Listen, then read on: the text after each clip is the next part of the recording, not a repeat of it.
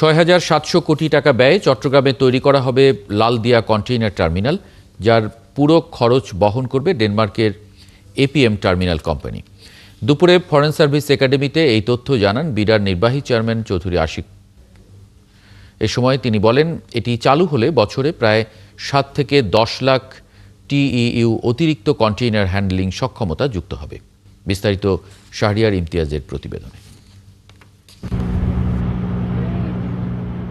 চট্টগ্রাম বন্দরের কাছাকাছি পতেঙ্গা এলাকায় লালদিয়া কন্টেইনার টার্মিনাল নির্মাণের উদ্যোগ নিয়েছে অন্তর্বর্তী সরকার। প্রকল্পটি নির্মাণের জন্য ডেনমার্ক ভিত্তিক প্রতিষ্ঠান এপিএম টার্মিনালের সাথে চুক্তি হয়েছে।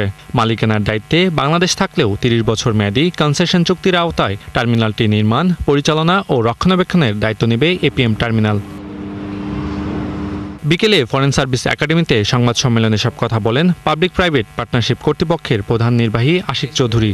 তিনি জানান, জানুয়ারি মাস থেকে শুরু হয় এই প্রকল্প চালু হলে বছরে প্রায় ৭ থেকে ১০ লাখ টিইউ অতিরিক্ত কন্টেইনার হ্যান্ডলিং সক্ষমতা যুক্ত হবে। লালদিয়া কন্টেইনার টার্মিনাল যেটা হবে সেটাও একটা ওয়ার্ল্ড ক্লাস টেকনোলজি হবে এবং ওয়ার্ল্ড ক্লাস অপারেশনাল এক্সেলেন্স আমাদেরকে সেটা প্রোভাইড করতে পারবে। এবং পোস্ট এলডিসি এরাতে যখন লজিস্টিক্স নেটওয়ার্কের যে ক্যাপাবিলিটি, এটা আমাদের জন্য সবচেয়ে ইম্পর্ট্যান্ট একটা ইস্যু হয়ে দাঁড়াবে, সেখানে এই টার্মিনালটা একটা বড় রোল প্লে করবে। তিনি আরও জানান, প্রকল্পটি চালু হলে চট্টগ্রাম বন্দরের উপর চাপ কমবে, সময় বাঁচবে কন্টেইনার হ্যান্ডলিংয়ে। অনেক ক্ষেত্রেই বাংলাদেশ ভিয়েতনাম বা চায়না থেকে অনেক পিছিয়ে আছে, তো সেই জায়গাটাতে আমরা চেষ্টা করছি যে ওই সময়টা কমিয়ে নিয়ে আসার। তো যখন বড় জাহাজ এসে আর সিঙ্গাপুর শ্রীলঙ্কায় না ভিড়ে একবারে চলে যেতে পারবে, তখন এই সময়টা সিগনিফিকেন্টলি রিডিউস করবে। এই টার্মিনালটা একদম 24/7 অপারেট করবে। সো আমাদের যে অনেক সময় ব্যাকলগ তৈরি হয় আমাদের দেশে এই কন্টেইনারের ক্ষেত্রে, সেই ব্যাকলগটা আমরা আশা করছি যে এখান থেকে সিগনিফিকেন্টলি কমে যাবে।